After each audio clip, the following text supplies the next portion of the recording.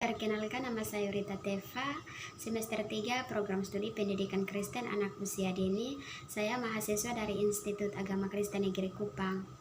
Video ini untuk memenuhi ujian tengah semester mata kuliah Psikologi Perkembangan 2. Sebelumnya saya akan menjelaskan materi tentang proses perkembangan janin 0-9 bulan. Selamat menyaksikan. Proses perkembangan janin 0-1 bulan. Awalnya itu peleburan antara sel telur dan sel sperma membentuk sigot. Sigot akan mengalami pembelahan secara mitosis menjadi morula lalu menjadi blastula atau sel berbentuk seperti bola. Setelah itu embrio yang berbentuk kemudian akan memasuki rahim lalu menempel pada dinding rahim atau implementasi. Yang kedua itu tentang proses perkembangan janin 2 bulan. Pada proses perkembangan janin 2 bulan itu berbentuk embrio terluar, yaitu terbagi atas 3 bagian, yaitu ektoderm, endoderm, mesoderm. Ektoderm yang bertugas untuk lapisan terluar kulit bayi, mesoderm bertugas dari dasar tulang bayi, otot dan sistem reproduksi dan ginjal.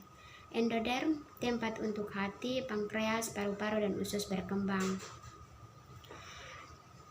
Wajahnya belum tampak jelas sebagai manusia, tapi beberapa organ sudah mulai berkembang seperti mata, hidung, mulut, dan telinga. Sejumlah tubuh yang penting juga telah berbentuk, misalnya organ pernapasan dan sistem saraf otak bayi yang sudah bertambah besar.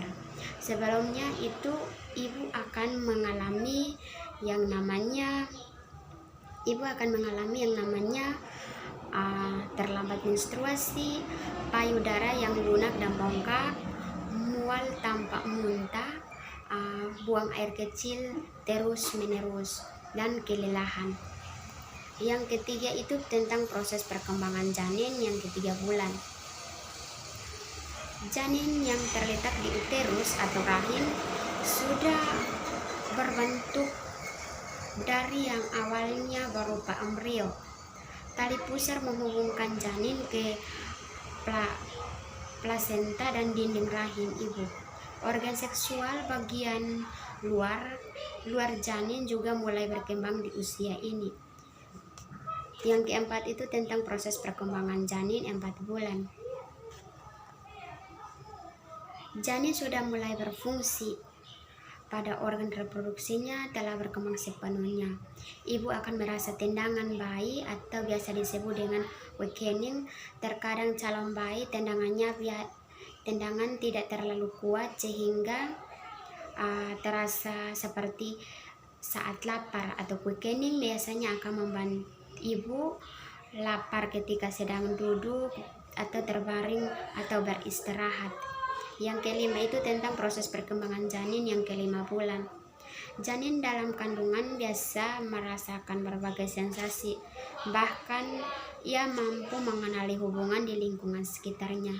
Secara fisik, alis mata dan rambut halus yang sifatnya sementara mulai tumbuh di kepala.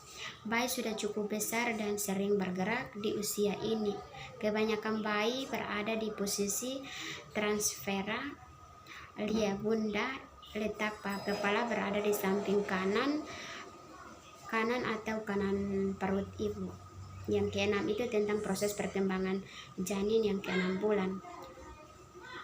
Pada proses perkembangan janin yang ke-6 bulan yang harus ibu ketahui itu kulit janin yang saat usia 5 bulan terlihat transparan dan sangat lembut. Indera mata pun mulai berkembang sempurna dibandingkan dengan sebelumnya.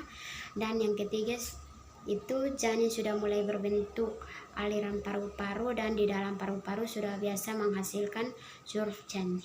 Yang keempat itu kepala janin sudah normal, menyerupai janin yang siap untuk dilahirkan ke dunia. Jam tidur bayi sedikit demi sedikit sudah mulai berkurang. Yang 7 itu tentang proses perkembangan janin yang ke-7. Kepala janin umumnya telah berada di bagian bawah rahim dengan posisi siap lahir.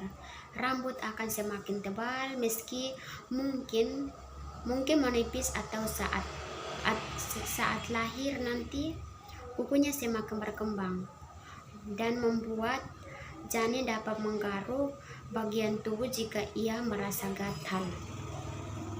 Si kecil pun mulai memiliki lemak bayi di tubuhnya yang akan membuat ibu semakin gemas. Yang ke-8 itu tentang proses perkembangan janin yang ke-8. Pada proses perkembangan janin yang ke-8 itu, saat ibu hamil 8 bulan, bulu, mata, alis, dan rambut di kepala bayi sudah mulai muncul, tumbuh jelas. Perkembangan janin, rambut halus sekujur sudah tumbuh. Bayi bernama Lanako juga sudah mulai menipis. 9. Tentang proses perkembangan janin yang ke-9. Pada bulan yang ke-9 ini atau minggu yang ke-37, berat badan itu si kecil ini sudah semakin besar karena memiliki persalinan yang terjadi pada usia ini sudah dianggap cukup umur karena perkembangan bayi sudah memasuki masa yang sempurna. Sekian dan terima kasih. Semoga video ini bermanfaat bagi kita semua. Salam.